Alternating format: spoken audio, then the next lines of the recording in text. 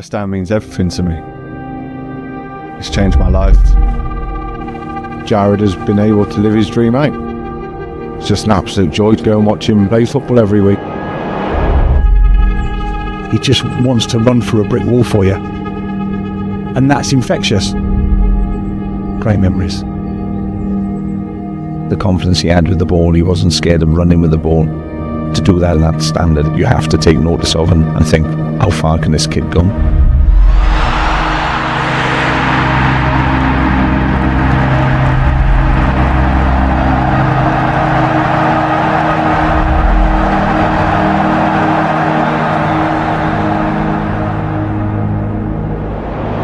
How do you grow a business? Well, every good operation needs a crew.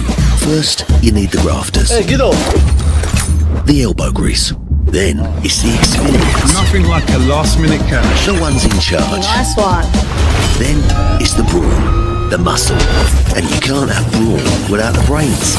That's where the attention to detail comes in. And that's the job well done. Help grow your business with Intuit QuickBooks. Simple, smart accounting software. I want to be a West Ham player. I want to start in the West Ham first team. It's been really exciting because it really opens your eyes into what men's football is really like and how different it is to academy football. I couldn't have asked for a much better place to settle in, and I'm really enjoying it.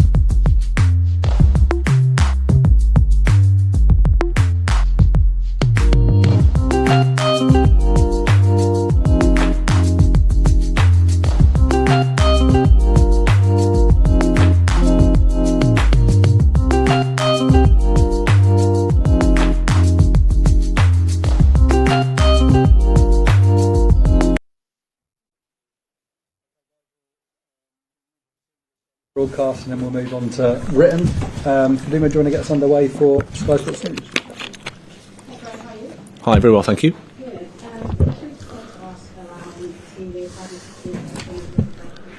The what, sorry? Yeah. Yeah, no, so we've had some positive news in terms of Paqueta's trained, should be available. Alvarez trained, should be available. Tadebo's making good progress, got a chance of making the squad. Probably a little bit too soon to start 11, but certainly the squad, so that's good. Fulcrum's still away, Antonio's still away, of course. Somerville had a setback with his hamstring, so he's probably looking around, I'd say, after the international break for him, which is a bit of a blow for us, of course, and for him. Apart from that, I think we're okay. Lovely, thank you. I know it's been about 13, 14 days since the last game. How has that period been, and how have you found that the team has been, and that you've given that time to really focus on your goals looking to the rest of the season, and what, I guess, ambition you're trying to instill in this team? Yeah, so we've tried to use the time as well as we can. Obviously trained well. The players have trained really well. Used the opportunity to get the injured players back as well. So a bit of a combination of a few things. Recovery of the players that have been playing.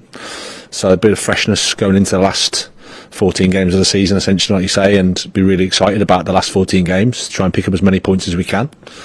And to also prepare for a tough game on Saturday against Brentford. So... but no, we've had a good couple of weeks. A little bit, but not too much. I mean, you're not into these jobs for rests. Put it that way. Just wanted to ask about Ferguson, obviously, you brought him in on loan from Brighton. Do you feel like he is in contention to start on the weekend, and what qualities do you think he'll bring to the side? Yeah, he's trained well. He's the situation with Evan is he hasn't played that much football recently, so we have to just be careful of that in terms of how much minutes he plays and whether that's the start or whether that's the end of the game. We can make that decision, but he's certainly shown his quality. I think he'll get stronger and stronger, better and better the time he's with us, but he's ready to help the team.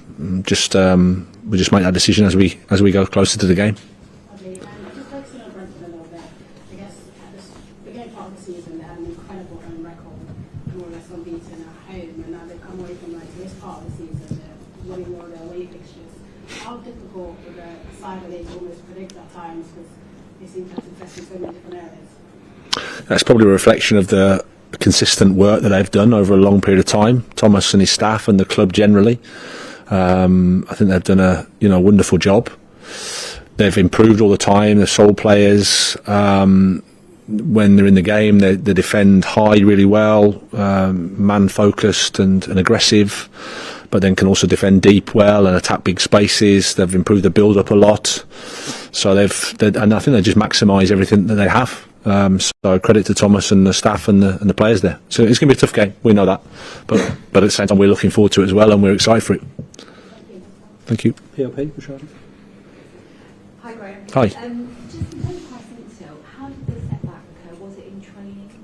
Yeah, it was the back end of his rehab. Yeah, just felt something again, slightly different part of his hamstring. So, yeah, obviously very disappointing for him and for us. But he's a few weeks on now with that, and like I said, I think the other side of the international break is when we'll probably see him. And you mentioned Evan coming into the club. I mean, in terms of having that out-and-out striker in the team now, how do you feel that could impact the way that you're attacking that function? Well, it's a different dynamic. I mean, we've used Mo, we've used Lucas because obviously we lost Fulkrug in the first game, so we've had to adapt a little bit in terms of how we can attack. But obviously, a focal point, a 9 changes that dynamic. Not to say that I think Lucas played that role really well against Aston Villa as man of the match and did it well. So we've got a few options. He gives us that option, gives us those possibilities, should I say. But yeah, he'll bring his own quality. He'll bring his own level of play. He's a good finisher. He can link the play well. So once we get Cree back as well, there's a few attacking options in the team. And James Wood-Prowse, popular figure, is back in the club again. What kind of a possibility does he bring for you in Well, he just adds. Yeah, he adds his experience. He adds his quality.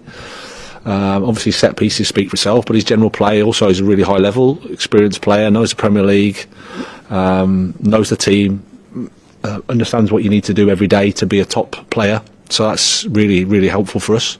I'm really impressed with him. And in terms of Brentford, I think we've spoken generally about them. Their two players up front, Brian and Bernard and Jan Wissa, they've scored 60% of Brentford's goals in the Premier League this season. What do you think the key is to stopping a player like them? Well, I think the two that you've named are part of a team that functions well. Like I said, a really good understanding of what they're doing in all phases. Damsgaard, I think, helps them. He links the game really well. Sharda on the other side provides a threat. They've got an understanding of how they want to build up. I think that's really improved. The two sixes, the two midfield players connect the game really well. They can be direct, but they can also, build through the thirds. So I think those two are obviously the two you name, but they're a result of a well-functioning team. Okay, we'll turn the cameras off then. That's the end of the broadcast section.